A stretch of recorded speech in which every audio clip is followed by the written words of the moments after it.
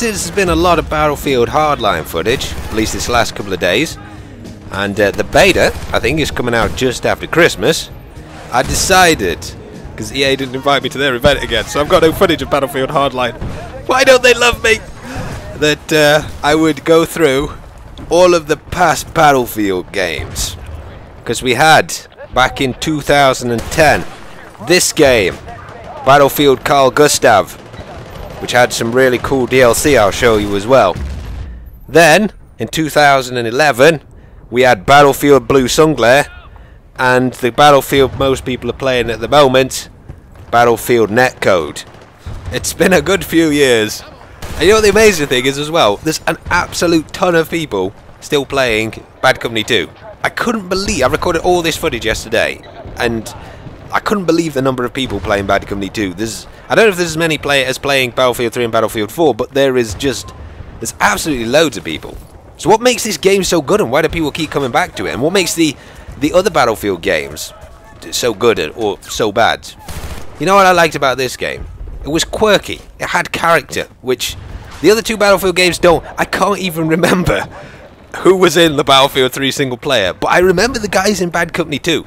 That's got to say something. And you know what the daft thing is? EA said a while ago that they don't like doing comical sort of fun, quirky games like this because apparently it doesn't appeal to like the masses of people. I'm not so sure about that. Where did they get their intel from? I don't know. It just felt like really crisp playing this game. With the sounds, the animations, you can tell somebody took care over them to make them sort of feel weighty. It's like when you inspect a gun in Counter-Strike. It's kind of got that feeling a little bit, Bad Company 2. And the expansion as well does. I'm going to show you some footage of the DLC, which in my opinion is the best DLC in any Battlefield game ever. The Vietnam one.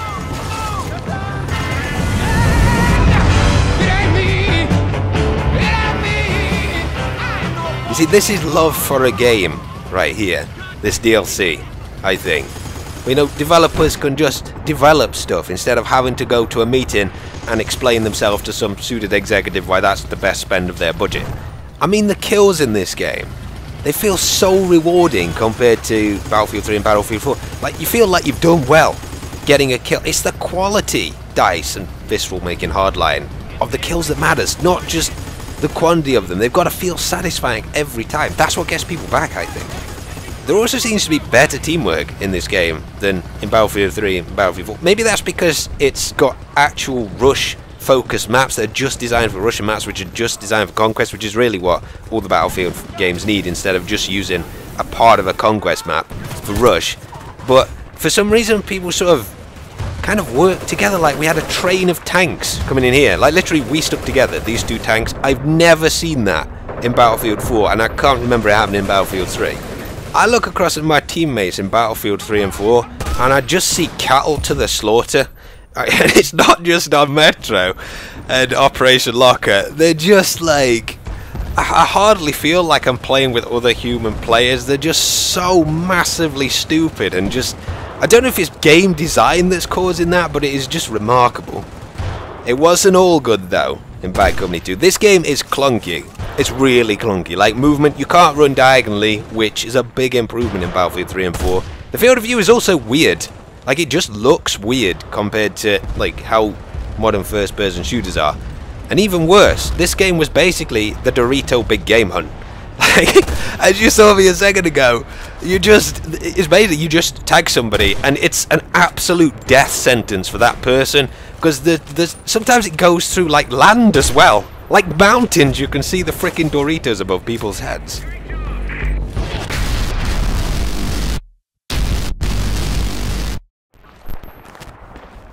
Into Battlefield 3 though, and with the exception of this guy, the game took a massive increase in the pace at which it plays. In fact, just looking back at those previous clips to this, I was surprised. If you play all three games in one day, you'll just see how much quicker Battlefield 3 is compared to Bad Company 2. And even Battlefield 4. Battlefield 4 plays a little bit slower than Battlefield 3 did.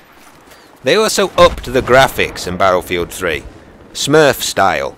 the technical fidelity, I guess, of the Battlefield 3 Frostbite 2 engine is obviously a lot better if you compare screenshots. There's a lot more detail in the world. Effects and smoke are a lot better. than Bad Company 2. But because they decided to make everything blue, because war is blue, who's taking their, like, reference, like, camera shots? I don't know, but he's trolling. He was trolling the guys who decided on this. I actually think they realised this towards the end of development, that perhaps the colour grading could have been done a little bit better in Battlefield 3. You know how they fixed it? They did what anybody would do if there's something horrible across the whole screen. Make people not be able to see it. Hence the sun in Battlefield 3. The sun was an issue, to be fair.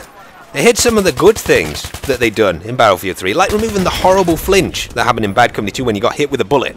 And sometimes you could get hit with one stray bullet in Bad Company 2 and it would knock your aim all over the place, and just because of that you basically lose the gunfight. And the one-shot snipers, you get shot in the toe with a sniper close range in Bad Company 2 and die from that. They got rid of that in Battlefield 3. So some of the balance was actually better in this than Bad Company 2. But of course, DICE needed room to improve Battlefield 3, so people would buy Battlefield 4. And one day, at the DICE offices, a careless DICE coder accidentally spilt margarine all over his computer screen. True story, bro. And that revelation was the birth of Battlefield 3 suppression. Because not being able to see your enemy is what you need in a first-person shooter game. Once again, these visual issues hid some of the really good things in this game. Like the fact that some of the map design was actually pretty good. Everybody says that Bad Company 2 map design was great for Rush. I don't really think all of it was. Like the first stage of Arica Harbour, where it was just tanks pushing up and there was basically no cover for the attacking team for infantry, that to me was not a good part of that map. The next part of Arica Harbour down in the town was really good. But you see, in every Battlefield game there's good maps and bad maps, and down at Van Peak, for example, the Sign Crossing were really good in this.